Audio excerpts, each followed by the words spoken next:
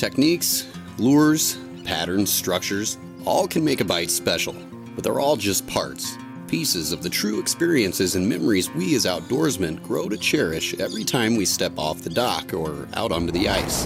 Jimmy, let's go get one. A favorite lure, reel, a favorite spot, a best friend. Friends are as big a part of what makes our time out here as special as anything, sometimes perhaps more than anything. Jim Hudson wasn't just any fisherman, he was every man's fisherman. He never claimed to know the most or be the best. He just loved the outdoors and spending all the time he could being a part of them. Not just a nice guy, but a genuine friend and one heck of a good stick. Sadly, Jim was taken from us in an ice fishing accident on Lake Superior this year when his snowmobile went through the ice. Jim may be gone, but his spirit, his simple love for fishing will always live on for those of us who knew him and those of you who may just be getting to know him, thanks to memories like this one with Pete and Josh, of which we are more than happy to share. So come with us and get your next bite. I'll miss you on and on, my friend, until we meet and fish again in the promised land.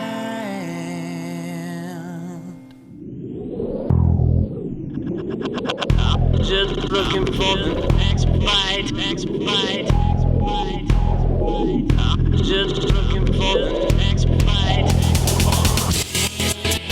Yes, we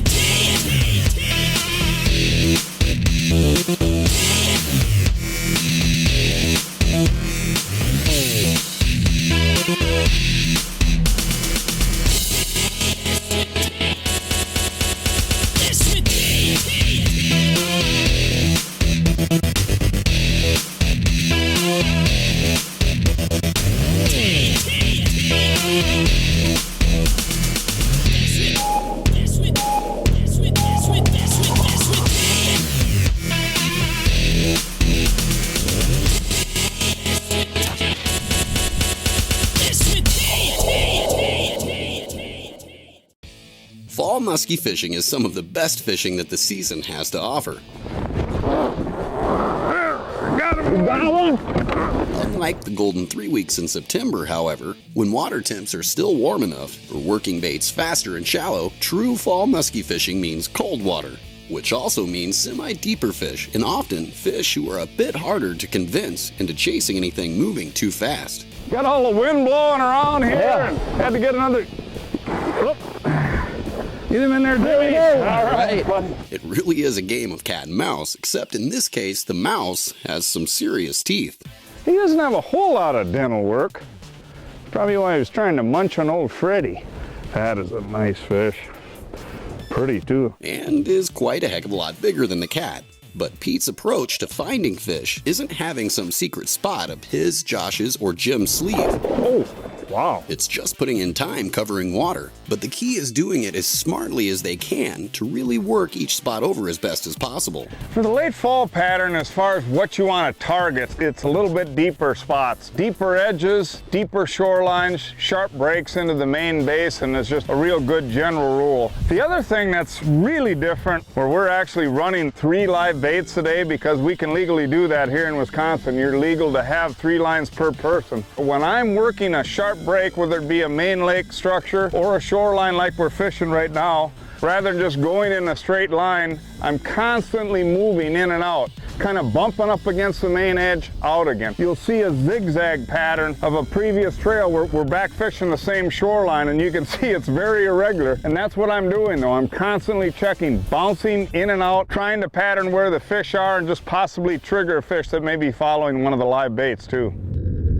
The effectiveness of mixing live bait and casting is actually working both ways. Just didn't want to go fast. Not only are Pete, Jim, and Josh looking to trigger muskies who might be following their live bait, Run under the boat. but the live bait is acting as a plan B for muskies that are following in their lures as well. Something's on the sucker. Who's up? Who's up? Who's up? Take your Jim. All right. We always like to try different things structure-wise, and we actually moved in a little bit shallower than we had been working to kind of a sharp breaking weed line here. So we're actually casting up over the weeds and running the live bait along the weed edge. And happened to look up and see what Jim was hollering about. Jim was throwing a bucktail. The one thing that we do while he's figure eight and I can still see that fish is we always like to have one live bait right over the side of the boat, and that's specifically for those follows. You're hoping that fish, if it doesn't hit the lure, it's going to turn off and hit that live bait. So I'm kind of watching Jim figure eight, and I'm watching that rod, and when that fish finally disappeared and he said it was going that way, you know, I checked it a little bit, but you know, there was nothing there. It didn't even seem nervous. And I got another rod out here with a sucker on that's got a lot of extra line. And I figure for sure that sucker is down in the weeds. You know, it's only about 16, 17 feet of water, and I pick up the rod and it feels just like weeds, but then all of a sudden the weed goes boom, boom. I'm like, oh, pleasant surprise here. Got him, Jimmy. Attaboy. I'll get the net. I wonder if that's the one you just raised. I think so. There he is. Kruger did it! Kruger! We love the Kruger! Well, Pete, let's take a look at this guy. Yeah. Oh, hang on, Jim. Hang on. Yeah. He's a nice little guy anyway.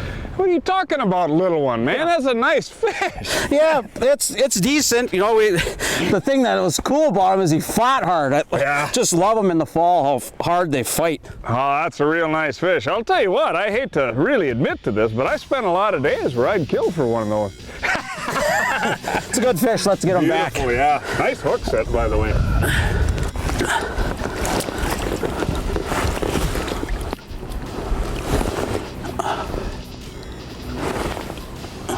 There he goes. Out of there. The next bite is presented by Mercury. Amsoil, the first in synthetics. Tracker Boats, fish the finest. Bass Pro Shops, your adventure starts here. Berkeley, catch more fish. We're fishing late fall right now, and the water's really cold. The muskies aren't as aggressive as they are in the summer. We have different types of presentations for them. We got our tubes and soft plastics, get them baits down deep, jig them, bring them into the boat. We got our crankbaits. If you're fishing rocks, bounce them off the rocks. Can be great to trigger strikes and to get follows. We got our jerk baits for fishing shallower. One highly underused bait for this time of year, what I really like, are bucktails. Even fishing deep water, throw them out as far as you can, slowly roll them in. Just reel as slow as you possibly can, just enough so those blades are spinning. One thing that's great with these two is you get a lot of follows. And right now we're running lots of suckers. We got 2-3 suckers out at the same time. And the key is bringing them fish into those suckers. And that can help you get your next bite. This time of the year, you know, we work the structures real slowly, and what we'll do a lot of times, especially when there's sandgrass on the bottom, which is the case here, that muskies and other forage will just kind of roam around over that stuff. We'll work the edges, and then we'll actually like take a drift down the middle right over the sandgrass areas. Right when I finished that, I actually made a kind of an interesting comment. I said, hey, give me an apple, and I'm just gonna eat until these fish eat. And I wasn't done with my apple. And all of a sudden I hear the click click on the down rod there, and I pick it up, and it's kind of neat because I'm holding it and I can tell it's just still a nervous sucker. I can feel that sucker going tick, tick, tick, but he hadn't grabbed it yet, and then all of a sudden, boom, you felt that little hop in the line and just the weight there. Is he on there, Jim? Yep. You need me to move, or are you gonna do it? I'm gonna do it. Ready? Because next thing I know, when I look back, Jim is half on the ground, the rod's up in the air, it's hardly bent, I'm wondering what's going on. But he gets back up and sets the hook again, and then starts hollering big fish. You can see in this clear water. It's a nice one. Oh, good, good, good. I didn't know you had him. I heard all that noise. Real nice one. Good. Real nice one. Going under here, Pete. All right. I think we're gonna have to get that other deal out there. Real nice. Real nice. Oh, yeah. We were just calling. Crazy. I didn't even know what was happening. I was going for the net, and I heard you just flying around. Boy, this clear water, that is awesome. Yep. Here he comes. Okay, give him a turn around. Right in there. Oh. There we go. Yeah. Nice one, Jimmy. Nice. I fish this system a lot, and what's really cool is you can catch the same fish over and over. As Jim was fighting his fish, I looked, and on the back of this fish had a scar, and then I'd recognized that from earlier this year. I actually caught that same fish he caught about 4 or 5 months ago. So it's really a good testament to catch and release. You can catch the same fish over and over again. But look at that. That's a nice one, man. That is a nice one. So Josh, you ever see this fish here before? I have caught this fish before. I caught her this July. Really? Yeah, you see this You can see the mark? mark under there. Yeah. That's the deal. Catch and release really works. Got any teeth in that Yeah. one, Hudson, or no?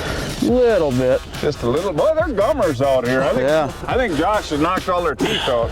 Yeah, nice fish. real nice and thick fish. That is Why we love fall fishing. Yeah. I'll get her back here, That's a Pete. fatty, dude. Yeah, go ahead. And get Let it back. someone else catch her. Man, she's got some. She's just built. That one's a big Swede Here she shape there. goes. Oh, right on.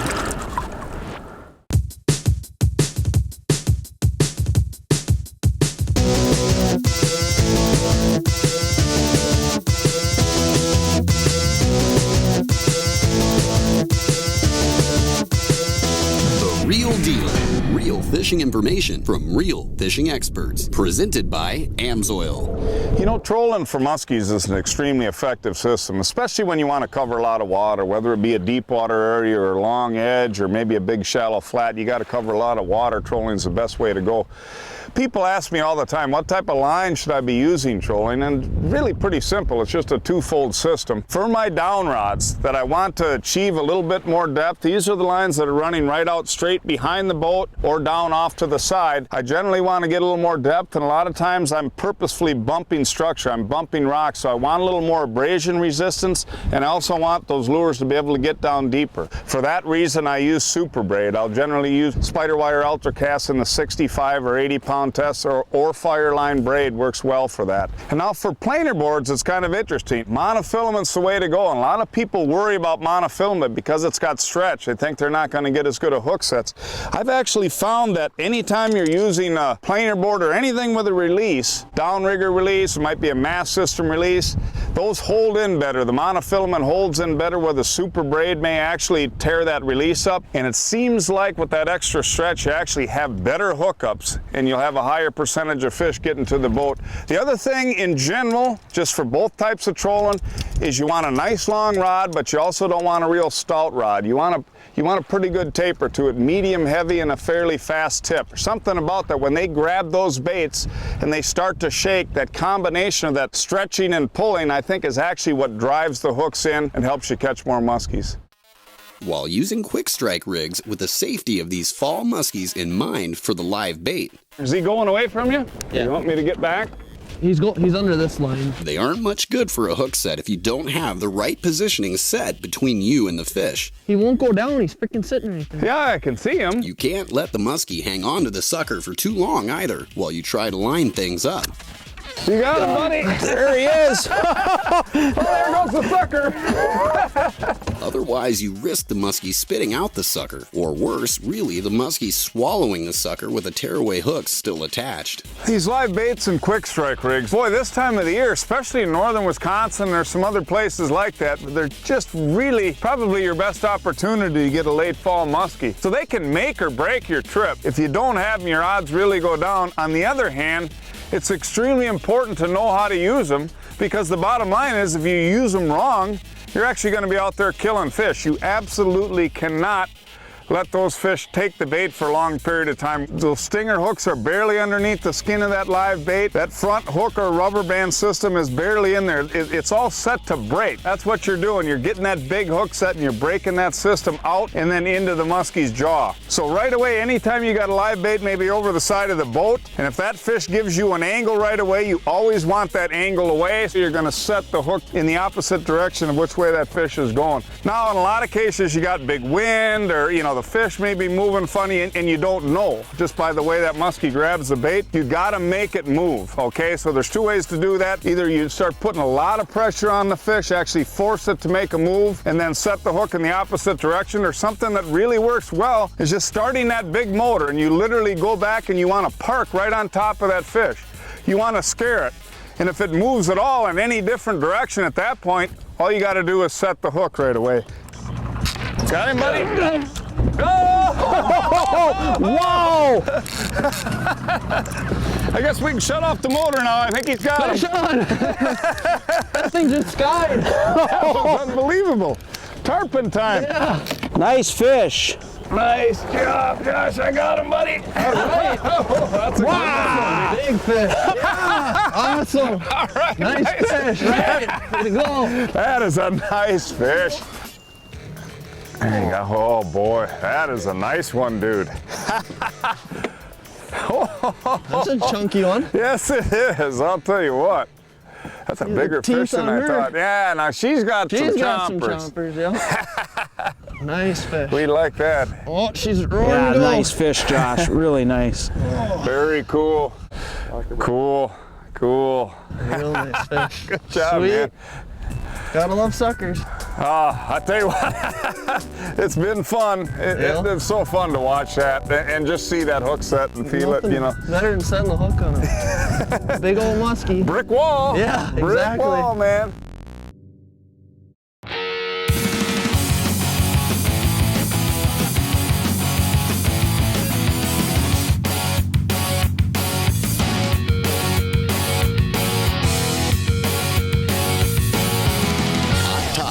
Leading information on tackle and techniques to make you a better fisherman. Presented by Mercury. This guy's a walking encyclopedia. And you know, we've had Robin Singer on our show many times. He's the Mercury professor. We should dress you up in a little professor's outfit. That'd be nice. Yeah. But the cool thing is this guy knows every little detail about Mercury engines. And Robin, we're going to talk today about a class of engines that is probably hits the heart of most anglers. And that would be, you know, engines in that 40 to probably up to 115 really, but especially the 40s, 50s, 60s, 75s. Seems like the trend has been going to 4-strokes. And this is the new 50-horse 4-stroke that we have here. Give me an idea what makes this engine so special. Well, it's no longer a 2-stroke world in this category. 4-stroke, it meets the emission levels, it's about clean technology, but the customer gets a big benefit. You know, the 50-horse Merc is a 4-cylinder in a world that competes against 3-cylinders. Oh, cool. So what's that mean for our customers? Smooth, quiet operation. But it's not a slouch either. I mean, it's a large displacement, long stroke engine, so it builds a lot of torque, get that boat up on top, get you to the fishing hole. So comparatively, that extra cylinder is going to give us even smoother running engine compared to 4-strokes across the board? Yep, because it's the way the pistons move. You know, we're opening the valve and closing the valve. That's how that fresh charge of fuel and the exhaust get out. And you know what? It's a simple engine to maintain. Single overhead cam. Once it's season, you change the oil. A couple hundred hours down the road, then maybe you look at the plugs. It's got a high output alternator. We got to keep the electronics up, got to keep the live wells going, keep that beta alive. 18 amps, it delivers it there. You know, and overall, just looking at the engine, it's quiet, no matter what type of boat you put it on. And let's not forget, for your type of fishing, the big tiller, you know, for the ultimate handling when you want to stay on the fish. Yeah, you know, with Tracker Marine, there's a couple new 16-foot tillers that are coming out this year. And particularly for one of them, this is going to be the perfect engine. There's no doubt about it. Using more finesse-style presentations like larger jerkbaits, tubes, and slowly reeling in bucktails to draw these fall muskies off of sharp breaks and weed lines into their trolling spread of live bait, On Quick Strike Rigs has both the good-sized and even the trophy-class muskies living in these Hayward area waters coming up for a bite to eat on this Halloween monster muskie trip. Weather, just like musky fishing, you never know what's going to happen. Here, you know, it's been nice out all this time we're fishing, then all of a sudden it starts snowing. Things start changing, just like the muskies. The muskies start biting. That's what we love about fall fishing. When the weather turns, a lot of times that's when the fish turn as well. And here we are, working down one of our favorite structures on this lake. Next thing you know, I look back a little bit, the rod's moving. We know there's a fish going. Got him, Pete! Here, grab that. What's really interesting about this fish is, you know, the fish got this sucker T-boned, and Pete doesn't even know if he's got it hooked or not. So he's ready to drive the hook home again. Yeah, I was gonna set again. I don't even know that this fish is hooked. You know, I'm there with the net, so it shoots the sucker out of its mouth, so then we see that it's hooked really good. Oh yeah, it was. There goes the sucker. I guess it was hooked. just interesting how these fish can play with your mind sometimes. Pete doesn't even know how big it is, thinks it's about 42 inches. Then we get another treat, and we see that it's, you know, probably about a 4-footer. A little closer. That's what we love about fall fishing. You never know what's going to happen. You never know what you're going to get on Halloween, Pete. Man, this is a bigger fish than I thought. Wow! Look at that thing. It's kind of rotund like me. Well, I'll tell you, it's not skinny. And it's got some champers. Wow, beautiful fish. Yeah, nice. You know what's weird? That sucker was still in his mouth, and when it came up, I thought it was like a 42-incher. Then I went to grab this thing to get it out of the net. This is a big fish, dude. Holy cow. That was fun, man. I'll tell you what. We definitely got our treats this Halloween. Hey guys, it's Halloween time in northwestern Wisconsin. It's really cold. You know, this time of the year, the guys like to use artificial lures, but they use us a lot too down there. I'm afraid though that we're gonna be the next bite. You guys caught anything yet while I've been busy back here? 6. He said that if they weren't 50, we should have just shook them off, so. Yep. We shook them. Well, I'm beginning to feel stupid. I wonder if that person up at the cabin's thinking right now. Yeah. The Next Bite would like to thank Josh Teagan of Josh Teagan's Guide Service. Josh guides both open water and ice for all species, but specializes in muskies on a variety of lakes in northwestern Wisconsin.